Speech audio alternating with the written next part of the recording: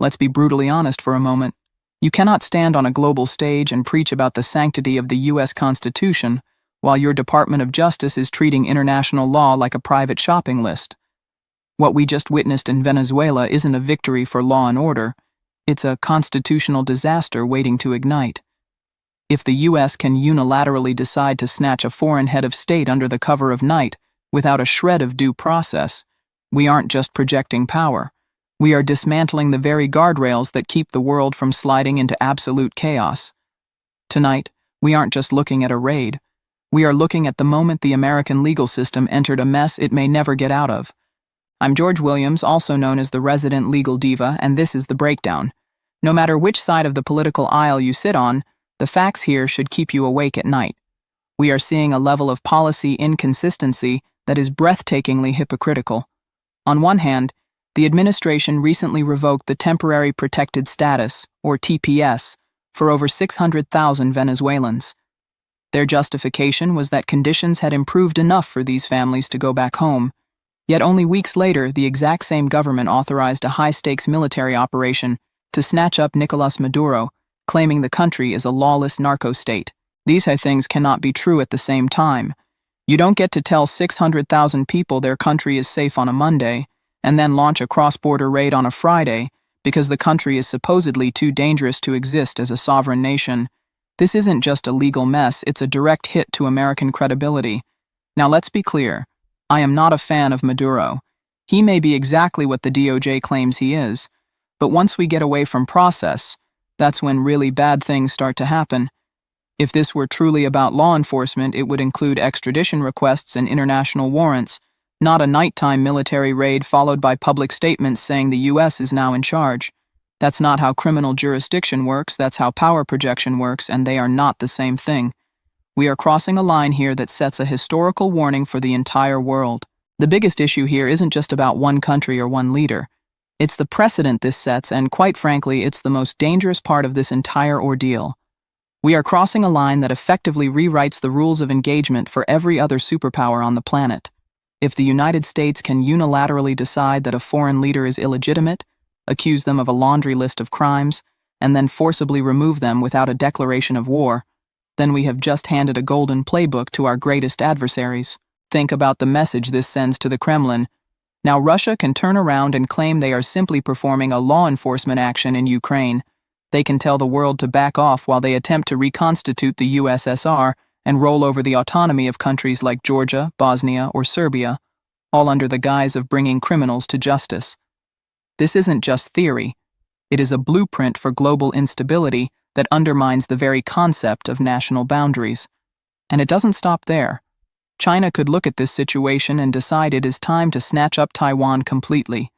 They could argue that the Taiwanese leadership is illegitimate and that sovereignty is, in fact, optional for any strong state with a large enough military. This is exactly why the United Nations was created, to ensure that disputes like these are mediated in an orderly and legal manner, not through the willy-nilly deployment of special forces into countries we are not even at war with. Remember, the United States is not at war with Venezuela. Venezuela has not attacked our country, our shores, or our ships. In fact, it has been the opposite. We have allegedly blown up their boats and interrupted their maritime activity without a trial, without evidence, and without any legal authority beyond our own projection of power. When we bypass international law because it is convenient for our current political narrative, we lose the moral authority to demand that others follow the rules. This isn't just a legal disaster for the Department of Justice, it's a survival crisis for the entire idea of a rules-based democratic world order. International law is not a physical cage. It is a delicate architecture of voluntary restraint that only functions when the world's strongest nations choose to follow the rules they helped create.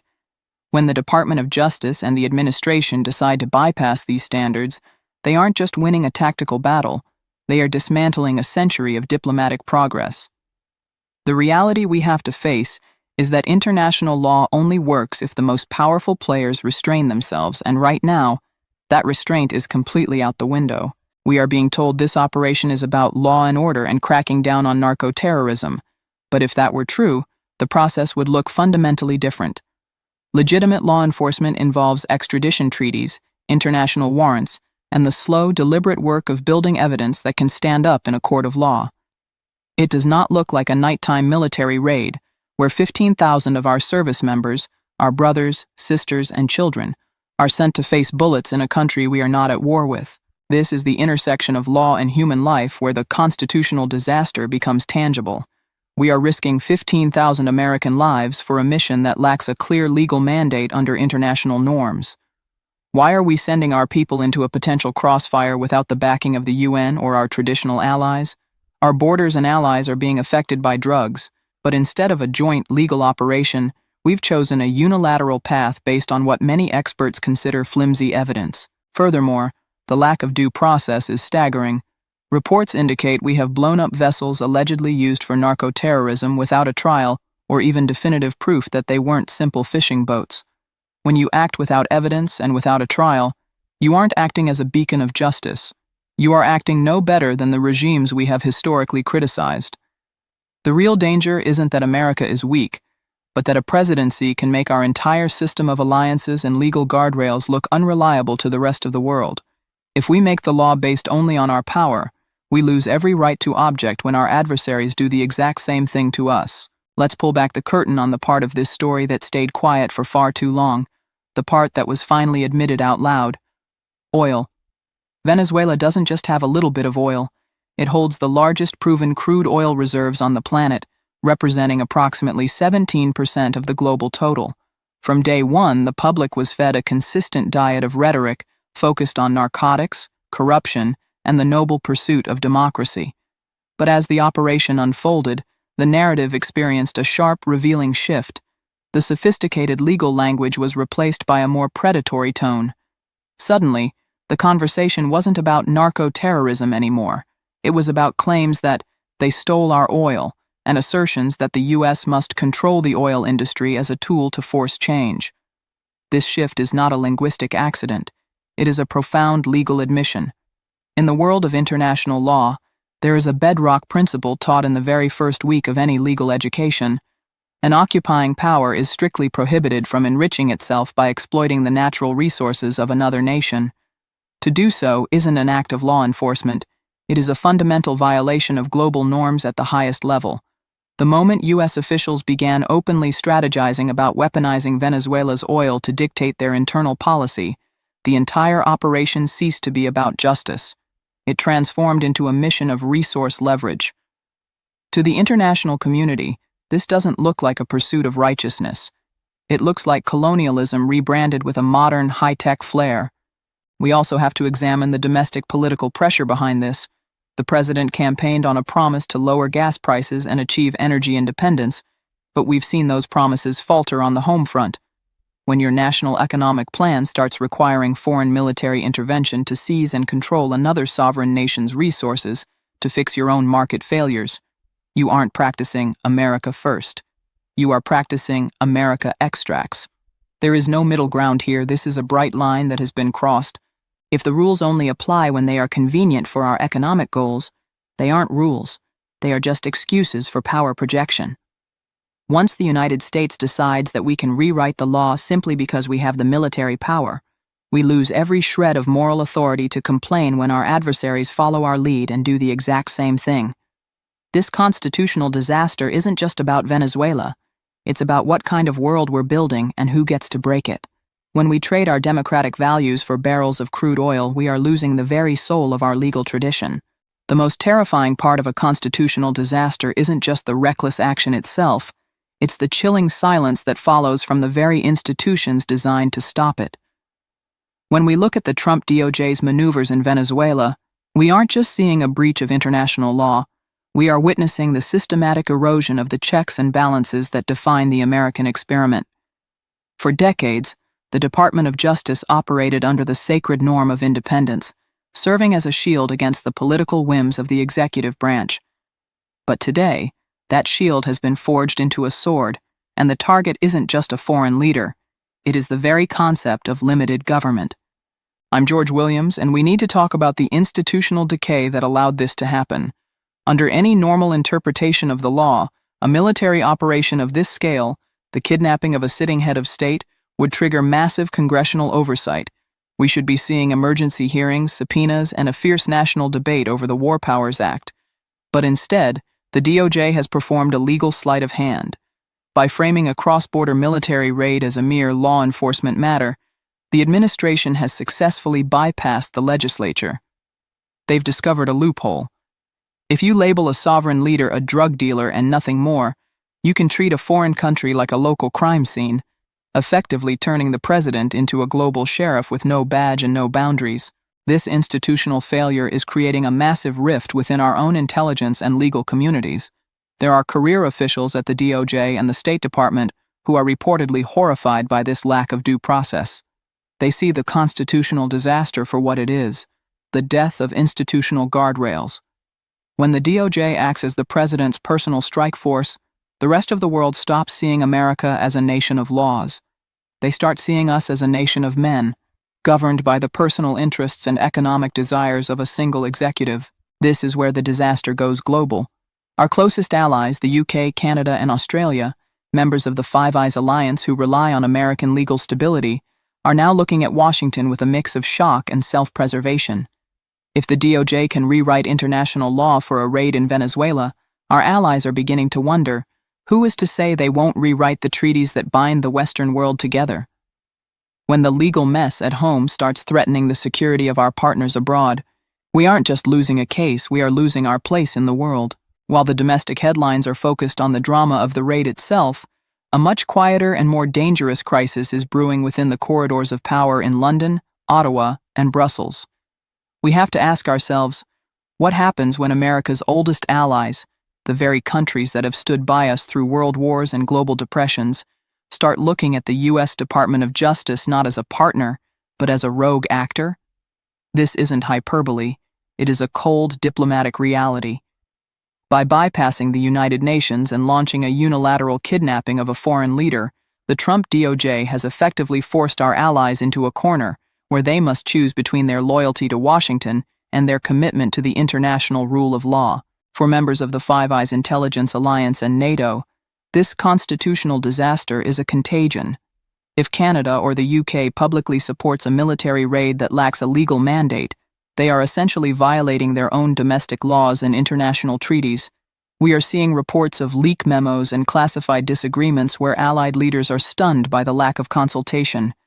They are beginning to realize that if the U.S. can ignore the sovereignty of Venezuela today, there is nothing stopping a future administration from ignoring the sovereignty of a friend tomorrow if the economic stakes are high enough. But there is a darker twist to this story that the mainstream media is completely missing: the specter of reverse sanctions. For decades, the U.S. has used the dollar and the global financial system as a hammer to punish rogue regimes. But as the DOJ continues to operate outside the boundaries of international law, we are entering a world where global leaders may feel forced to protect their own systems from American instability. Imagine a scenario where the European Union or Canada considers sanctions not against a foreign dictator but against the inner circle of a U.S. administration that they believe is violating constitutional norms and international peace. This is the ultimate legal mess. When our allies can no longer trust the predictability of the American legal system, they stop being allies and start becoming competitors for security. The Trump DOJ may think they are projecting strength, but in reality they are signaling to the world that the American shield is now a liability. We are sleepwalking into an era where the Western alliance collapses, not because of an external enemy, but because the leader of the free world decided that process was an obstacle to power. When the world starts treating American officials like they treat the autocrats we used to condemn, the constitutional disaster is no longer a domestic issue. It is a global divorce. The most chilling aspect of this constitutional disaster isn't what we see on the evening news. It's the paperwork we aren't allowed to read. Behind every controversial move made by the Trump DOJ in Venezuela, there is a trail of secret law, internal legal memos, often from the Office of Legal Counsel, that provide the executive branch with a get-out-of-jail-free card for actions that would otherwise be blatantly illegal. This is where the power grab happens. It's not in the streets. It's in the fine print of redacted documents that claim the president has the inherent authority to ignore international treaties in the name of national security. I'm George Williams, and we have to look at the unitary executive theory that is being pushed to its absolute breaking point. This legal theory suggests that the president has near absolute control over the executive branch, including the DOJ. In the case of Venezuela, it appears the DOJ has used this theory to justify a military kidnapping as a simple executive prerogative. By doing this, they aren't just targeting a foreign leader, they are attempting to rewrite the American presidency into something it was never meant to be, a position that is above the law rather than governed by it. Ask yourself, if the justification for a military raid is kept in a basement safe and shielded from congressional oversight, is it still a law, or is it just a decree? Defenders of the administration argue that this is decisive leadership required to protect the homeland from a narco-state. They claim that in a world of gray zone warfare, the president must have the flexibility to act without being tied down by 18th century legal concepts. But critics, including many career legal scholars, see a power grab of unprecedented proportions. They see an executive branch that is essentially saying, it's legal because the president did it. This culture of secrecy is exactly what has our allies in Canada and the UK so terrified. They aren't just worried about Venezuela, they are worried about the legal black hole Washington has created. When the DOJ uses secret memos to bypass the Constitution, it creates a system where the rules can change overnight without public debate. This is the definition of a constitutional stress test. We are witnessing an attempt to move America away from a system of shared power and toward a system of absolute executive will. When secrecy and cover-up become the standard operating procedure for the DOJ, the legal mess stops being a political problem and starts being a threat to the very soul of our democracy. We have reached the end of this breakdown, but for the American legal system, the trial is just beginning. What we have deconstructed today isn't just a series of isolated events in South America. It is a mirror reflecting a deep, systemic crisis within our own borders. From the stunning hypocrisy of revoking protected status for refugees while claiming their country is a lawless war zone, to the dangerous global precedent that invites our adversaries to rewrite sovereignty in their own image, every piece of this puzzle points to a single uncomfortable truth. When the Department of Justice abandons process for the sake of power, the Constitution ceases to be a shield and becomes a suggestion. The constitutional disaster in Venezuela is the ultimate stress test. We've seen the 15,000 American service members put at risk without a clear legal mandate. We've exposed the silent factor, the 300 billion barrels of oil that turned a law enforcement mission into a resource grab, and we've peered into the shadows of secret legal memos that attempt to place the executive branch above the reach of congressional oversight. This is the legal mess that George Williams warned us about. If we allow the rules to only apply when they are convenient for our economic goals or political narratives, then we no longer have a rule of law. We have a rule of whim. As citizens, as viewers, and as participants in this democracy, the verdict is in your hands. If you are tired of being gaslit by a media that treats these structural shifts like mere gossip, then you are in the right place. Democracy doesn't just collapse in darkness, it collapses in silence and indifference. We cannot afford to sleepwalk into a world where democratic alliances crumble because we were too distracted to notice the foundation was being dismantled. I'm George Williams. I want to hear from you in the comments. Does the pursuit of energy independence justify the erosion of our constitutional norms? Which part of this legal mess worries you the most? Sound off below. Stay safe, stay informed, and above all, keep demanding justice. Until next time, take care.